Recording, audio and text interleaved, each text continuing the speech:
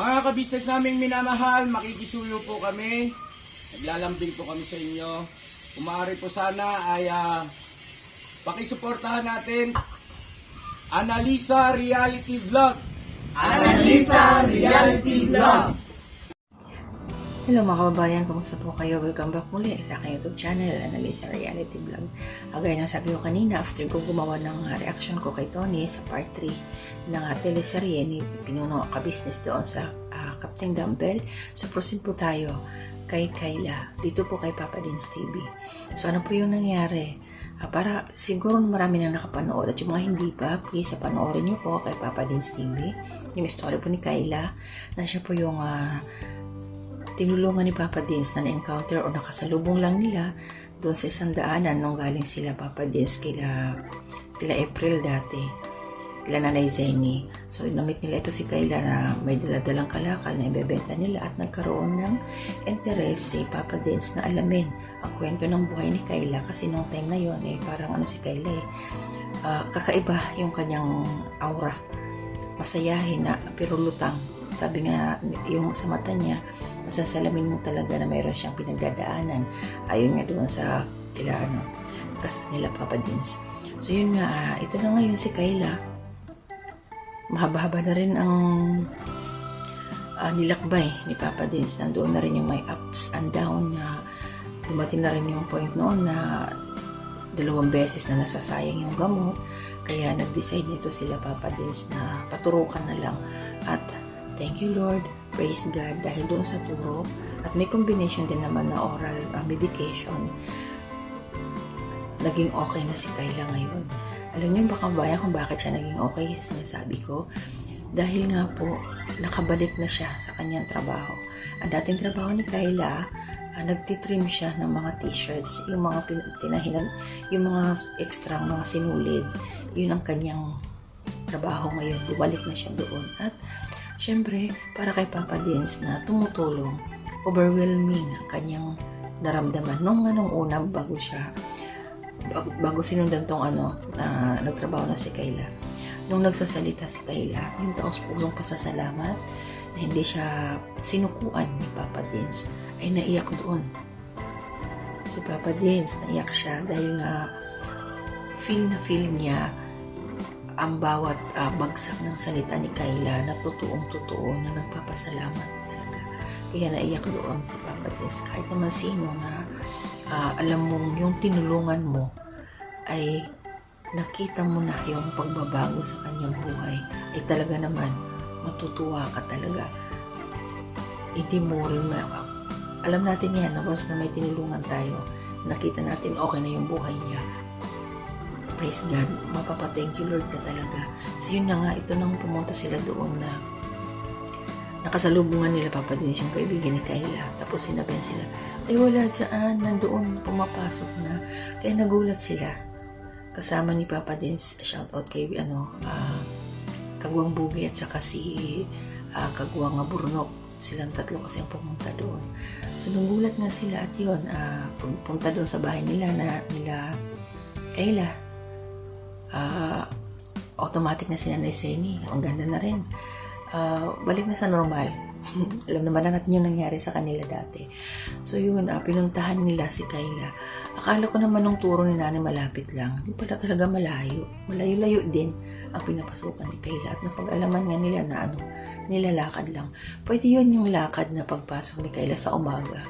Pero kung minsan ginagabi siya nilalakad o dapat pagkagabi Kayla, sasakay ka na kasi delikado ang daan kahit tagarian ka pa. So pag madilim na, dapat sasakay na siya pag pauwi. So yun na nga. Nung pumunta na sila dun sa Garments Factory na pinapasukan ni Kayla, happy, tuwang-tuwa sila Papa Dins. Tapos ayun, lumabas na nga si Kayla. Tawa ko kasi may dala-dala pa siyang panggunting ba. Nagpaalam sila kung pwedeng pumasok sa loob. So yun, nakita natin kung ano talaga ang tinatrabaho ni Kayla doon. Sabi niya, ang araw niya, kasi pakyawan pala, depende sa dami ng iyong magagawa. Kung mabilis ka mag-trim, mas mabilis, mas malaki ang kikitain mo. So sabi nga niya, parang minimum niya is 150 ang nasasahod niya sa isang araw, pero weekly ang kanyang weekly ang sweldo nila. Mas maganda nga naman yun doon sa, sabi ni Borno, doon sa pamamasura niya na 20 pesos, kinikita niya, bilad pa siya sa araw, o doon na siya sa 150. Ibig sabihin talaga, normal na si Kayla. At hindi, ayun nga, dahil nga ganun yung nangyari sa kanya, hindi talaga pwedeng stop ang gamot. Parang kailangan talaga tuloy-tuloy pa rin. Kasi nga, na-realize yung katulad nung mga tinutulungan din nila Kuya Bal, no, marami dyan na yung iba bumabalik sa dati kasi nga napapabayaan sa sobrang busy nila. Ito si Kayla, hopefully and thankful tayo na ayan na siya ngayon, makakatulong na siya sa mga sa magulang niya, sa pamilya na, sa pamangkin niya. Dahil nga salamat kay Papa Dins, salamat kay Doc Vincent, shout out, dahil nga grabe din ang kahit si Doc, tuwang-tuwa din yan na ang pakiramdam na yung pasyente niya gumaling na, gumagaling na. Siyempre lahat ng doktor, pag nakita mo nag-improve, gumaling ang iyong pasyente, talaga ba naman, matutuwa ka. Tuwang-tuwa din yan si Doc. Salamat sa iyo, Doc. Kung nanonood ka palagi doon sa na-upload ni Papa Dins regarding kay Kayla. At ito nga, habang nasa loob sila ng Garments Factory, tinitingnan nila si Kayla kung paano magtrabaho. Maayos, malinis nga, sabi ni Papa Dins, mabilis. Yun. Tapos, inantay na lang nila, din kasabay na nilang umuwi. Hatid nila si Kayla. At ito na naman tayo. Di ba dati, pag binibigyan yung pera ba, pagdating sa pera, ano talaga siya? Parang nung una, hindi siya nahihiya. Pero ngayon, itong huli, ano siya, nandun na yung ano niya nahihiya na siya. Totoo ba? Bibigay niya. Totoo ba? Bibigyan siya ng pera. At syempre, sabi nga ni Papa Dins, dito natin masusubukan kung bibigyan mo yung nanay mo, si Nanay Semi. So, malalaman natin yun sa susunod na pagpunta doon nila Papa Dins kung binigyan niya ba ni Kayla ang kanyang nanay. Kasi dati, 1,000 sa kanya lang yun talaga. Kasi pag nagbigay si Papa Dins, sasabihin niya ni Kayla, sa akin, ngayon parang nag-alang na siya, nandun na yung nag-aalangan na siya, yung nahihiya na siya. Pero syempre, ang promise niya ni Papa Dins na once totally na magaling na talaga si Kayla. Sabi nga niya, 50% na. Ang promise din ni Papa Dins kasi bibigyan din siya ng cellphone. Parang reward doon sa kanyang pagbabago. Kaya lang, kailangan pa rin ni Kayla yung hindi na talaga siya mag-inom ng Cobra kasi masama talaga yun sa kanyang kalusugan. Hyper yun energy drink kasi yung Cobra. Kaya sana iwasan na yun ni Kayla.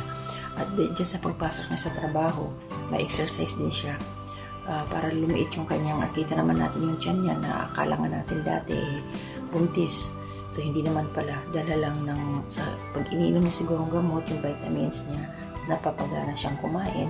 Tapos tagdagan pa ng iniinom niya na yung drinks na yan na talagang matamis, naiipod doon sa loob. Sana, ito lang naalala ko. Sana si Kayla, Kayla, baon ka lagi ng tubig, bit-bit ka ng tubig. Meron siyang lagay ng tubig ba, na bit-bit lang niya lagi pag nag-aalis siya. Para maiwasan niyang uminom talaga ng Cobra. Yun ang kailangan niya, lagayan ng kanyang tubig.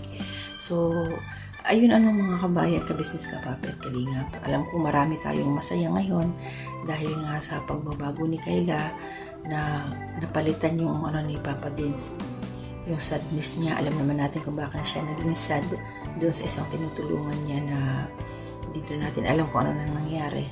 So dito kay Kayla, happy tayo. Parang si Tony lang, si Pinuno Ka-Business, masaya. Nakikita rin natin si Tony na malusog na rin. Unti-unti na rin siyang gumagaling, unti-unti na lumalakas yung boses. So ayun, ito mga tinutulungan na ganito nila Pinuno Ka-Business, nila Kapapi, nila Papa Dins. Siyempre tayo dalang-dala din na masaya tayo para sa kanila.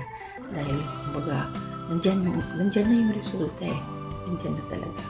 So, hanggang dito na muna mga kabayan, ka-business, ka-puppet, kalingap, ang aking reaction patungkol dito kay Kayla. Alam ko lagi natin ito inaabangan ng mga pagbabago sa buhay pa ni Kayla. Kung babalik pa sila doon para sa gusto mo ni Kayla magbakasyon kaya Papa Dins, pero titingnan natin yun. At di natin alam kaya kung maging kasama siya doon sa fantasy o teleserye nila Pinuno Ka-Business. Ano naman kaya magiging papel doon ni Kayla kung sakasakali lang. Kasi may mga nabasa kong comment na dapat sana isama nga daw si Kayla. So yun, suportahan po natin ang teleserye na ito nila Pinuno Ka-Business. Mga kababayan, ka-business, ka-papi at kalingap. Dahil malaking bagay po ito. Ayan, yung mga local artist tayo. Sabi ko nga, suportahan natin sila, mga local artist. Magagaling sila eh. Hindi pa lumalabas si Nika. Inaabang ko, ano kaya magiging papel ni Nika dito? Pati si Intoy, lalabas kaya si Intoy? Sabi ni Borno ko, baka maging kapre. Kasi malaking tao. Yun. So, ingat po tayong lahat. Shoutout po kay Ate Marilyn.